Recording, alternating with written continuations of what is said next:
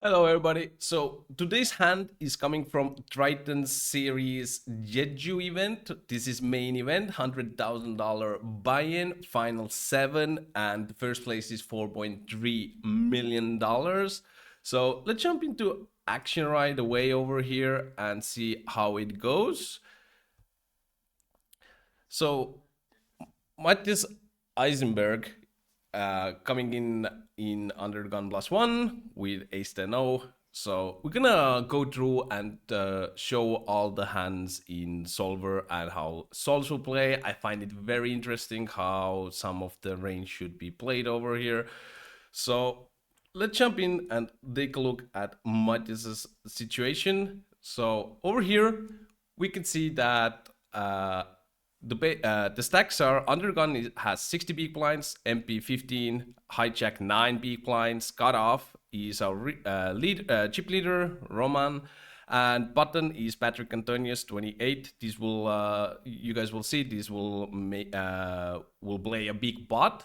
And small blind has 6 big blinds, big blind has 10 big blind. So there are a lot of short stacks over here, as you will see. So with Matthias's spot being under gun plus one and B, so the idea over here in general is even though there are a lot of short stacks, you do want to play around that 10 to 12% range. And it's very often will be because in final table, it plays very straightforward with short stacks often, and you just want to play very high card happy range. So ace 10-0 is going to be a raise over here. I think that's quite a mistake not to raise this.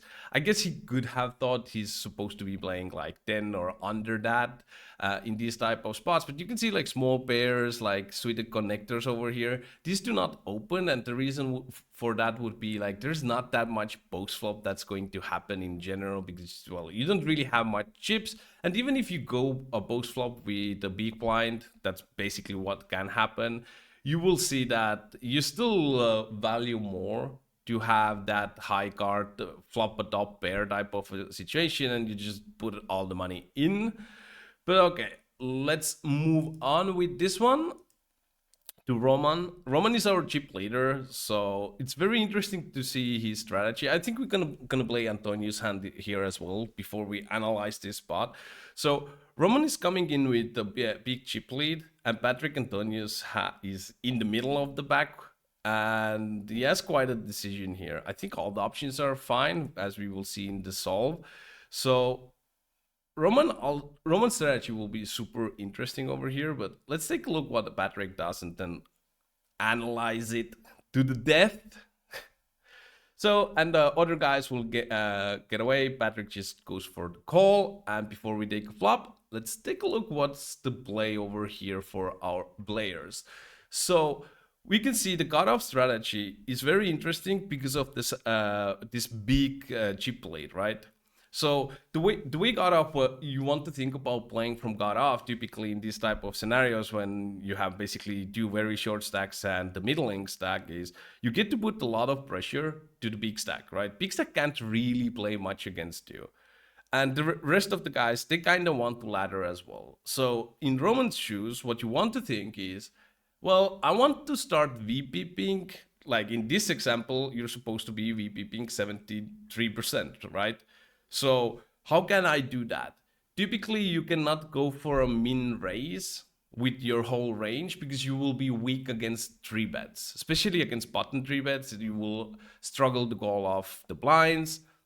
So you want to build a jamming strategy. That is very often whenever you go over like 60% VPIP, you're typically going to see a jamming strategy on these type of final labels. In PKOs and stuff like that, it's going to be a little bit different because, well, your odds you're getting to call people off are going to be a little bit better if you cover them right. So, but in these ones, like typically you will see whenever you want to go over 60, Solver would introduce you a jamming range. So the way you want to typically jam is you want to jam, as we can see over here, you basically the middling hands, and then your up and up top and the bottom will create, so to speak, bluffing range. So we did this, you obviously raise folding, rest you get to raise call somewhat. One thing to mention over here before we move on to the Patrick's hand is, if Patrik Antonius is going to call off too wide against your jams, you should be tightening up this range and don't have a jamming range. So what I'm talking about here is, when we go all in, Patrik Antonius has 28 big blinds, right?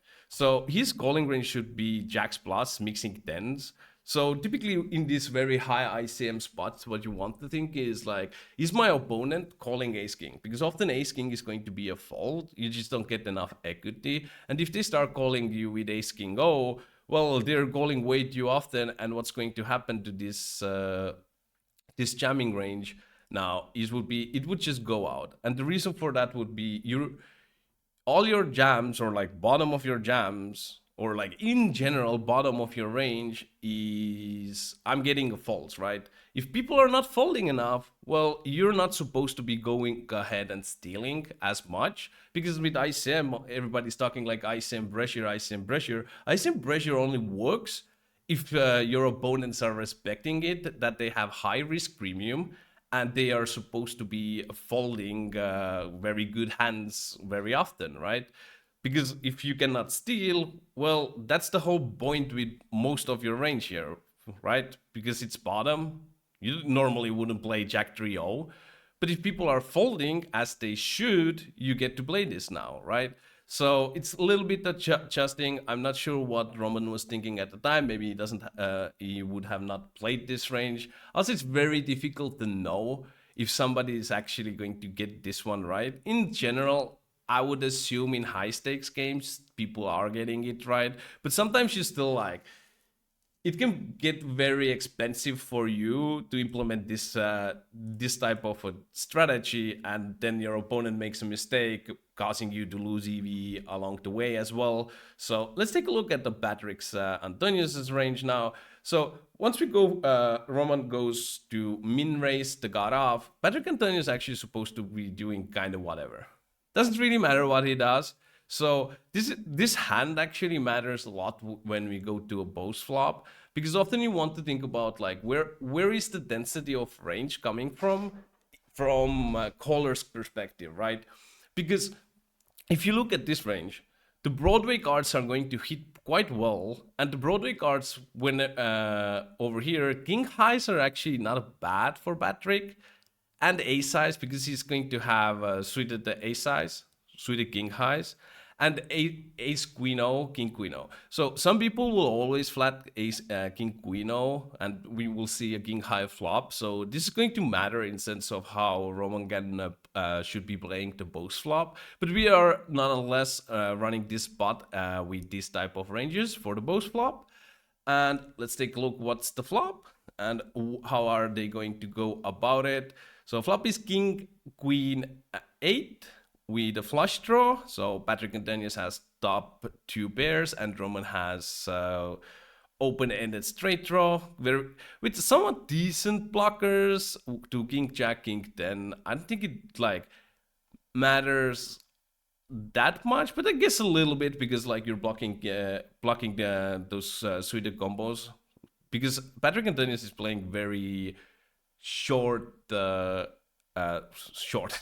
very small range, so to speak. So Roman goes ahead and bets very small over here. So this is the type of spot. So with ICM, you will see that Patrik Antonius is not supposed to actually have a raising range here, which is very interesting. So let's dive into the post flop. So as said, we entered the ranges that they were playing. So over here you can see like Jack 10 is actually not even in the range, so we can put it like this, and you're not really supposed to be betting this. Obviously, whenever you play poker, you don't really know if it's like coming into a mix or not. Nowadays it's very popular, you just mix everything. You can see like Jack 7, like all of this is coming, so you can't really blame Roman to go ahead and bet. I do think for Patrik it's quite simple to play though, because you hitting, as I said before, you're going to hit this board very well. You don't really want to have a raising range, because Roman can still have all the strong hands, and you are in the middle of this back, you want to get those ladders as well, and you just like not looking to get it in on the flop. Even if you have top two, that's just typically how you're going to play. You can see your small pairs are folding, and some that you totally missed, but like your backdoor flush draws, ace high still going to be in the defend in some frequency. So let's take a turn and move on with this one.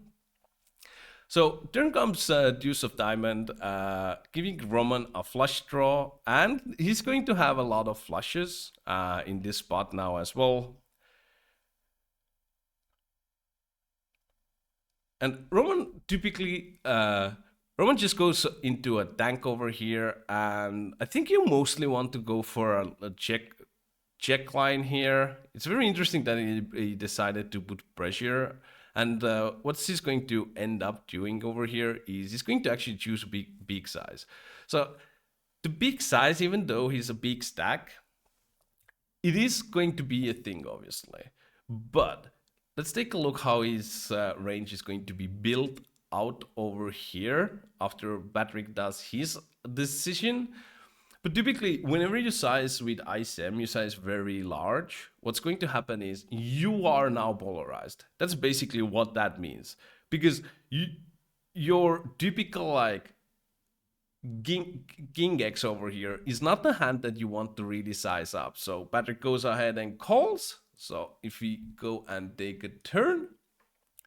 So now we can see that Roman, as I said, mostly should be betting small, right? So if you take a look over here, the big bet is built towards sets and flushes. So whenever you size up, this is very often what you will see with ICM.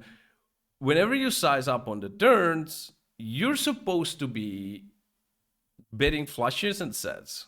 Or like often you will also see two pair, but like it's just very not at equity. You can't really size bigger either because Patrik still has flushes, two pairs, sets in his range.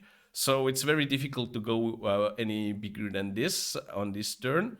But you do see this range coming in. Jack 10 is not going to, Jack 10 with Jack of Diamond is not going to be in this range though. But if you look at the bet small, now you would see like top pair, sure, like it's okay to choose the top pair with that size. Impeach player is still going to have some Queen X, a lot of pair with the flush draws, stuff like that. So you're still gonna get a little bit value here and there with a small bet size. So if you take a look at the Jack 10, you can see with the flush draw, you're not really supposed to be go ahead and bet.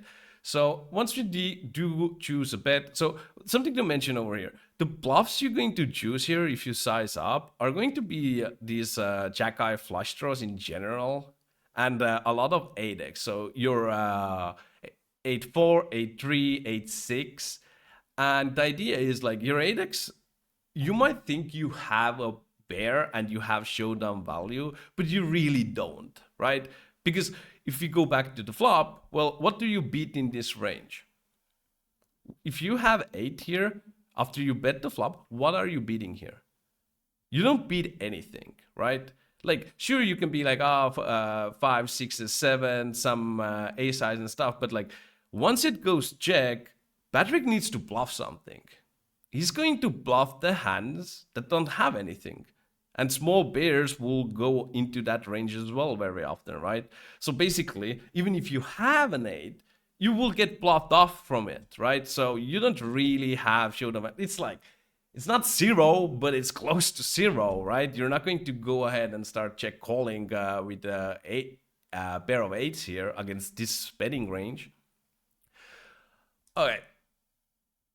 So Patrik Antonius, he could go ahead and jam over here as well, as we can see over here. But for the most part, still continuing as a calling range, to play as a call for the most part.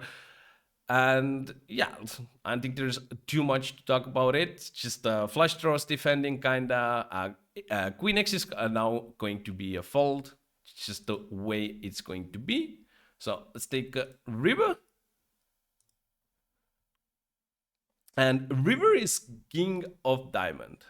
So over here, if you're Roman, you to me it kind of, whenever I see this type of run out, the big problem over here is Patrick's range. As I said, queens have already folded basically. His range is like drips and flushes, right? That's pretty much what Patrick's range here is on a diamond.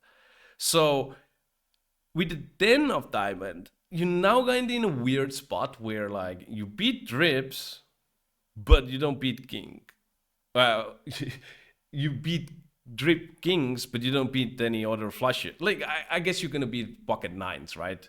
But other than that, you don't really beat much. So going for the check over here makes ton of sense to me. And over here, what Patrick does, I'm not a big fan of this one because what he's going to do over here is he has like less than pot size behind, right? So whenever you have less than pot size behind, there are some like you can make argument that he should be betting like 3 million, like half pot-ish, because typically whenever you are in position player, you want to bet over half the pot. You don't want to open action for less than that. There are some cases where betting small do come in quite often, but like those are this could be possibly one of them. And when we look in solver, you will see it's like little bit, but like in general, it's not a spot where we want to like do like go ahead and start sizing like this super small size. So let's take a look what's happening over here in solver in this type of spot. So we can see over here, let me do it like this so you guys can see a little bit better because it's all like very few combos, right? So over here you can see Roman, because he went polar on the turn, doesn't really have Jack 10, right? But we can see over here like Jack Eye flush is still like don't mind going for a very small bet over here, but for the most part you're supposed to be checking. But whenever you have Ace High flush over here mainly, you're supposed to be going ahead and bet. So Roman's range, if you look at all the green, is going to be basically a bluff catcher, right? Because he's going to have just some flushes. That's basically his range. A little bit like Ace 10, Ace 9 is in there.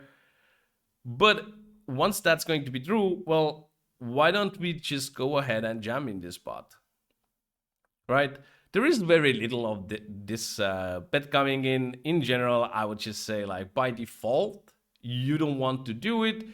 I do like this, like you don't even need to jam. I do think like going like half pot makes sense. I think jamming also makes sense. I did run some tests which size it liked. It did like the half pot over here. For Patrick, the sizes over here are a little bit off from what you see on the table because, well, the payouts and stacks are being too big, so BioSolver we had to use different numbers. Let's put it that way.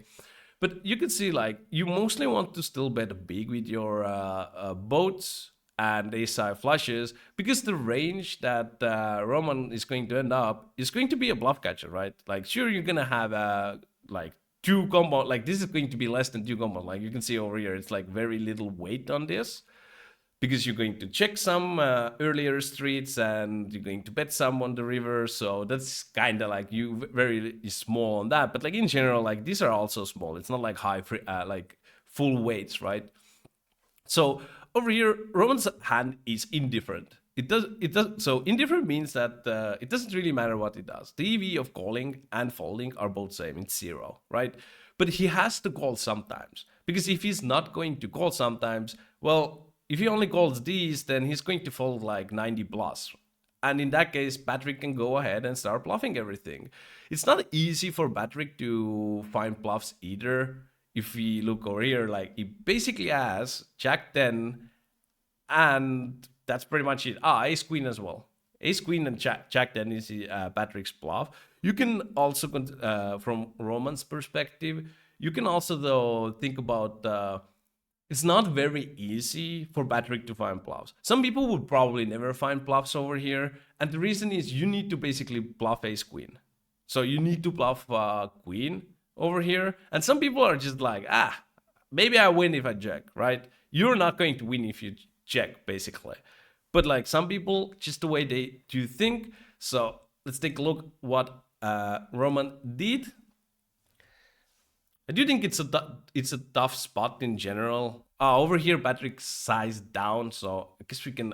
I should have shown that as well. So whenever the sizing is down, now Jack X is actually purely going to be called. And the reason over here is if we look this size, you're supposed to be folding 71. But if we look at this bet small, you're actually supposed to be calling because you need to get your folding frequency down, right? And you need to, like, obviously jack high flushes are the best now because you blocking jack high value bets. So that's why it really loves to call with the jack high flush. But in general, this Patrik is not going to bet anything worse than a jack. So your hand is still a bluff catcher. It's just that you want to block the value, and value to small size seems to be a jack X. So for the most part, so that's where how you want to play. But in practice, I would say this, like, betting very small over here, like the bluffs are still going to be the same, right? If you have ace queen, where's the bluffs? Ace 8, it's going to use ace 8 to small size, right? Ace 10. So the bluffs would have to be there, but like again, we're looking at very like few combos. It's 2.6 combos to even bet to this size. The range in general is very few combos, but just something to keep in mind over here. You actually have very good blockers. I don't mind the fold. Roman might just have thought like, hey, this is just going to be, so to speak, milking with no bluffs. As I said, it's not that simple to find bluffs. Also, if he goes to this size, he should be betting big as well. So he's splitting sizes. Splitting sizes means you need to split your bluffs as well. So let's take a look what's happening over here.